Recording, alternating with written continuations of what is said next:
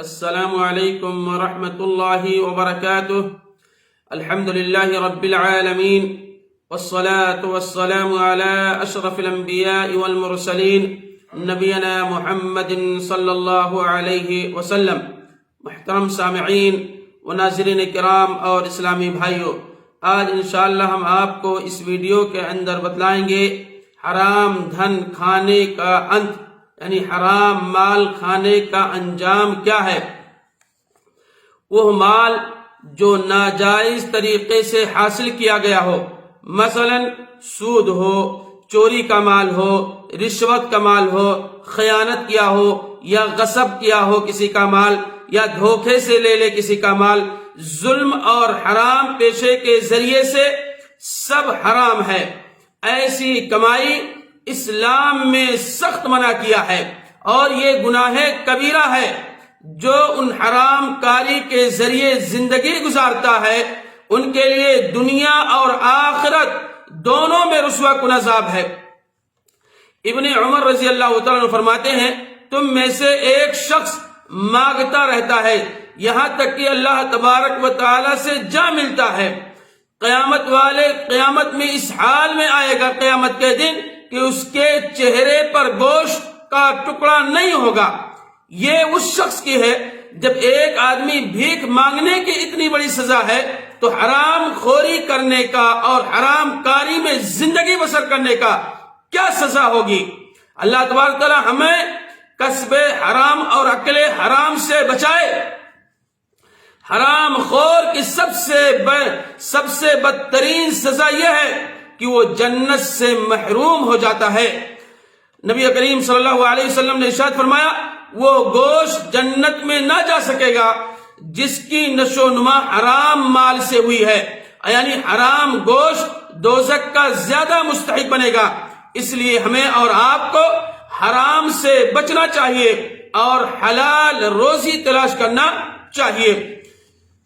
اگر اللہ تبارک و تعالی نے دنیا میں اپنی رحمت سے معاف کر دیا یا اس کے متعلق اس شخص نے سچی توبہ کر لی تو پھر معاملہ الگ ہے، ورنہ اگر مسلمان ہو کر حرام خوری کی تو اس کی سزا پہلے جہنم میں، اس کے بعد پھر وہ جنت کے اندر داخل ہوگا۔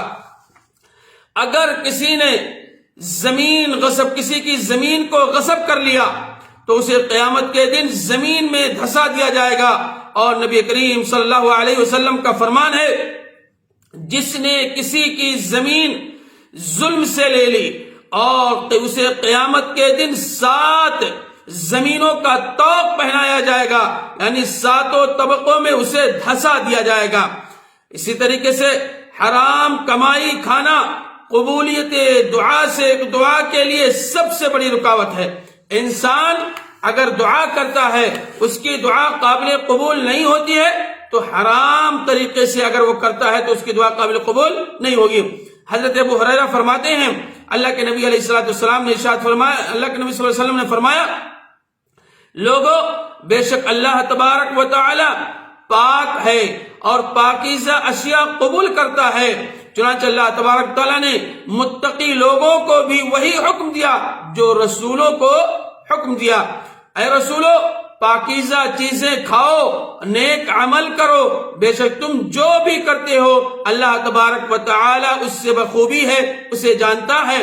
اور مومنین کو بھی فرمایا، اے ایمان والو، ہم نے جو تم کو پاکیزہ اشیاء، پاکیزہ چیزیں عنایت کی ہیں ان میں سے کھاؤ۔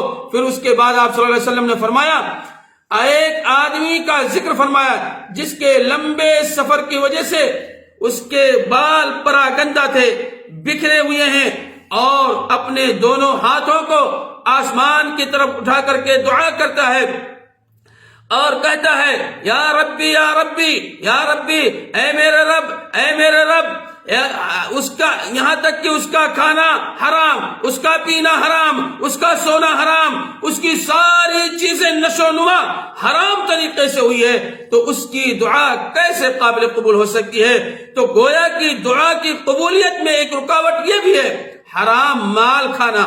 اس سے آپ بچیں گے، حلال روزی تلاش کریں گے، حلال کھائیں گے، انشاءاللہ جو دعا کریں گے آپ کی دعا کیا ہوگی؟ قابل قبول ہوگی۔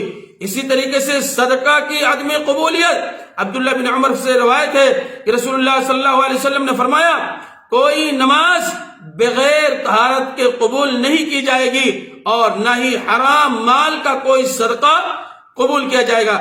گویا کہ حرام طریقے سے اگر کسی نے کمایا ہے وہ صدقہ اور خیرات بھی کرتا ہے تو اس کی صدقہ اور خیرات بھی قابل قبول نہیں ہوگی۔ حرام مال کا اثر عبادت پر بھی ہوتا ہے، جیسا کہ ابن عباس رضی اللہ تعالیٰ فرماتے ہیں اللہ تبارک و تعالیٰ اس آدمی کی عبادت قبول نہیں کرتا جس کے پیٹ میں حرام داخل ہو، یعنی حرام مال اگر وہ کھاتا ہے تو اس کی عبادت بھی عند اللہ کے نزدیک کیا ہوتی ہے؟ قابل قبول نہیں ہوتی ہے۔ تو حرام مال کھانا عذاب قبر کا موجب بھی ہے، جیسا کہ حدیث کے اندر آتا ہے، ایک حدیث بڑی لمبی ہے کہ ایک آدمی جس میں ایک آدمی نہر کے اندر تیر رہا ہوگا اور وہ نہر خون کا ہوگا، وہ کنارے کی طرف آ رہا ہوگا، ایک آدمی پتھر لے کر کے کھڑا ہوگا اور پھر جب وہ کنارے آئے گا اس کے منہ کے اندر اس پتھر کو مار دیا جائے گا، تو یہ سلسلہ چلتا رہے گا۔ گویا کہ حرام مال کھانا یہ اس کا کیا ہے؟ عذاب ہے۔ یہ صحیح بخاری کی روایت ہے۔ اسی طریقے سے حضرت عبداللہ بن عمر سے عنہما سے بیان کرتے ہیں کہ رسول اللہ صلی اللہ علیہ وسلم نے فرمایا رشوت لینے والے اور رشوت دینے والے پر اللہ تبارک تعالیٰ کی کیا ہو؟ لعنت ہو۔ حرام مال عدم برکت اور زوال نعمت کا سبب بھی ہے۔ حضرت حکیم بن حزام بیان کرتے ہیں کہ رسول اللہ صلی اللہ علیہ وسلم نے فرمایا بائع اور مشتری کو اختیار ہے کہ بائع کو توڑنے کا یا اس کو باقی رکھنے کا جب تک کہ وہ جدا نہ ہو جائیں، بس اگر ان دونوں نے بیع اور شرع کرتے ہوئے سچ بولا اور صحیح بات بیان کی اور ان دونوں کے بیچ ان دونوں میں بیع اور شرع میں برکت دی جائے گی۔ اگر ان دونوں نے جھوٹ بولا اور چھپایا یعنی سود یا قیمت کے عیون کو بیان نہ کیا تو ان کی بیع و شرع میں برکت کو ختم کر دیا جائے گا۔ قیامت میں رسول اللہ صلی اللہ علیہ وسلم اس کے دشمن ہوں گے اور اس سے نپٹیں گے بھی جو مزدور کا حق مارتے ہیں۔ اس لیے مزدور جو آدمی مزدوری کرتا ہے اور اس کا پسینہ سوکھنے سے پہلے اس کی مزدوری ہمیں اور آپ کو دے دینا چاہیے۔ بالاختصار یہ ہے کہ جان لے اسلام نے اپنے ماننے والوں کو حلال کمائی کی ترغیب دی اور حرام کمائی سے منع کیا، لہذا حلال طریقے سے ہی روزی کمائی جائے۔